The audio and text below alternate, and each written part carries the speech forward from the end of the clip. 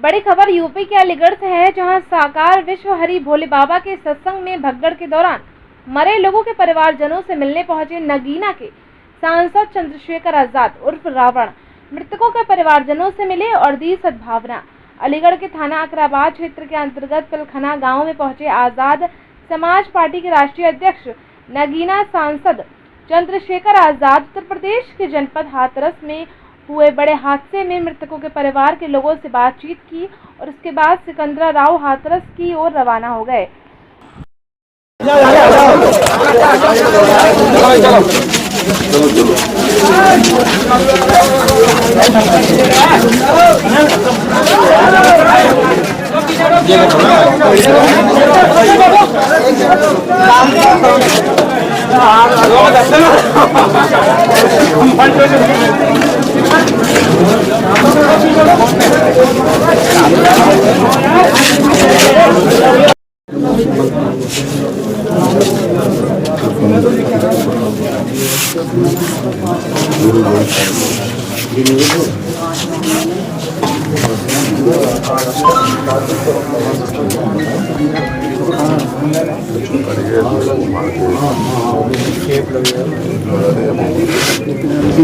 दुखद है और इस हादसे की जो जांच है वो निष्पक्ष जांच पास करो जिससे दूध का दूध और पानी का पानी असल एक्चुअली पता लगे कि हुआ क्या है, पूरी घटना का खुलासा हो और जो दोषी हो, बाबा हो या कोई और हो, सब पे कार्रवाई हो। लेकिन साथ साथ एडमिनिस्ट्रेशन और पुलिस और सरकार की भूमिका को निंदा नहीं किया जा सकता। जिस तरह से लापरवाही बरती गई है, इतना बड़ा मॉब इकट्ठा हुआ और चुनिंदा 10, 20, 50 पुलिसकर्मी लगा के जिस तरह से इस घटना को अंजाम होने देने, इस घटना को घटित होने देने का इंतजार किया गया, ये भी जो है सोचने का विषय है। आखिर बाबा पर अभी तक कार्रवाई क्यों नहीं हुई है और इसका जवाब मुख्यमंत्री दें।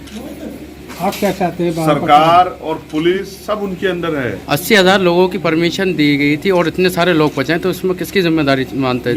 ये एडमिनिस्ट्रेशन की जिम्मेदारी है, पुलिस की जिम्मेदारी है। अगर उनके LIU का फेलियर है, इंटेलिजेंस का फेलियर है, सरकार का फेलियर है और 80,000 लोगों की व्यवस्था में कितने ADM की, कितने SDM की, कितने CO की, कितने दरोगा, कितने SHO की ड्यूटी लगी थी, ये भी सरकार बताए। आला अधिकारी के द्वारा जानकारी दी गई है 123 लोगों की मौत हुई है, लेकिन कुछ लोगों का कहना यह भी है कि बिना पोस्टमार्टम किए भी लेके गए और बाहर के लोग थे, यूपी के अलावा भी ले गए। इसलिए हम लोग डाटा इकट्ठा करा रहे हैं कि उन परिवारों को भी जो मदद सरकार से होनी है, और मैं चाहता हूँ सरकार कम से कम 25-25 लाख रुपए की मदद करें।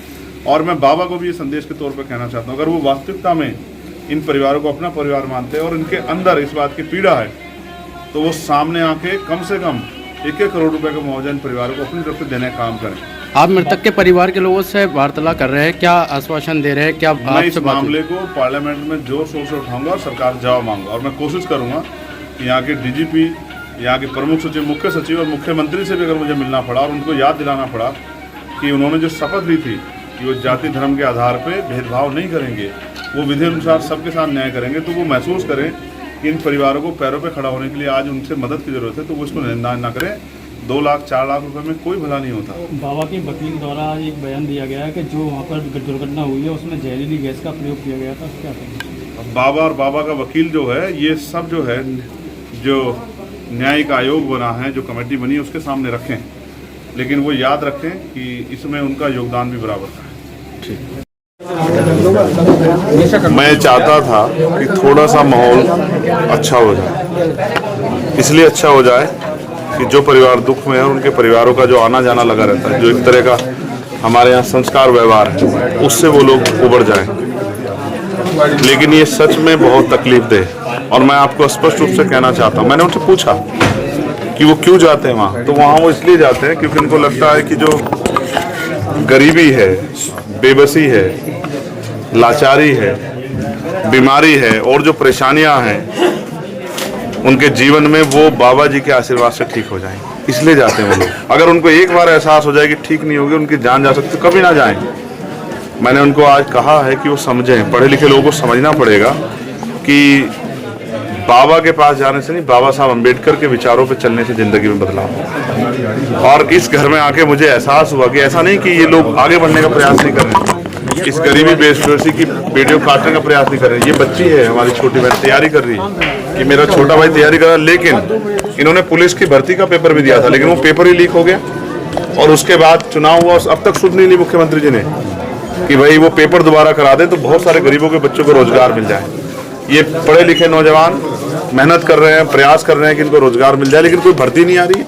और जो भर्ती आती है उसमें घोटाले हो जाते हैं 69 शिक्षक भर्ती की तरह, या पेपर लीक हो जाता है। तो ये क्या करें, गरीब गरीब बना हुआ है, अमीर अमीर हो रहा है। देश में जो हो रहा है वो किसी छिपावा नहीं। अब आपकी तरफ से क्या आश्वासन? मैंने उनको विश्वास दिलाया कि जो अभी सत्ता में जो बैठे लोग हैं उनको ये सोचना चाहिए कि 2 लाख 4 लाख रुपए में नहीं होता। इस परिवार जहाँ मैं बैठा हूँ इसकी 5 बेटियां हैं और उसकी जिम्मेदारी और 5-6 बहनों की है। राहुल जी ने भी पत्र लिखा है योगी सरकार को, मैं पत्र नहीं लिखूंगा, मैं जाके कोशिश करूंगा कि केंद्र सरकार से भी, क्योंकि हम पार्लियामेंट में हैं, प्रधानमंत्री जी से भी और मुख्यमंत्री से भी हम लोग प्रयास करेंगे। वो सत्ता में बैठे हैं, अगर वो नहीं समझेंगे दुख तो कौन समझेगा। अभी तक जितनी कार्रवाई हुई है उससे आप कितने संतुष्ट हैं? क्या कार्रवाई हुई है, क्या कार्रवाई हुई बताइए।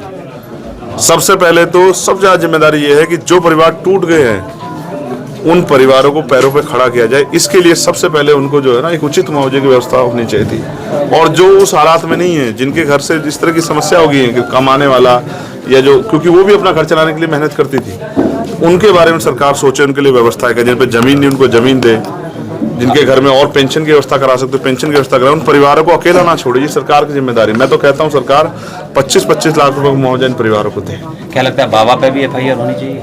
सिर्फ बाबा पे नहीं, हर उस व्यक्ति पे जो इस घटनाक्रम में शामिल हो। सबसे पहले इसकी CBI जांच होनी चाहिए। तो बाबा की अरेस्टिंग होनी चाहिए या नहीं? मुकदमा तो लिखवा दो प्रशासन की, पुलिस साहब ये तो आप पत्रकार। सरकार क्यों बच रही है? क्यों सरकार मुकदमा लिखने किसी और की जरूरत है क्या? बताओ ना, सबका साथ सबका विकास की बात करने वाली इतनी बड़ी घटना पे चुप्पी सरकार की क्या समझ आता है? अपोजिशन पार्टियां भी कहीं ना कहीं बाबा के नाम लेने से बच रही हैं। नहीं, हमें किससे बचने की जरूरत नहीं है। मैं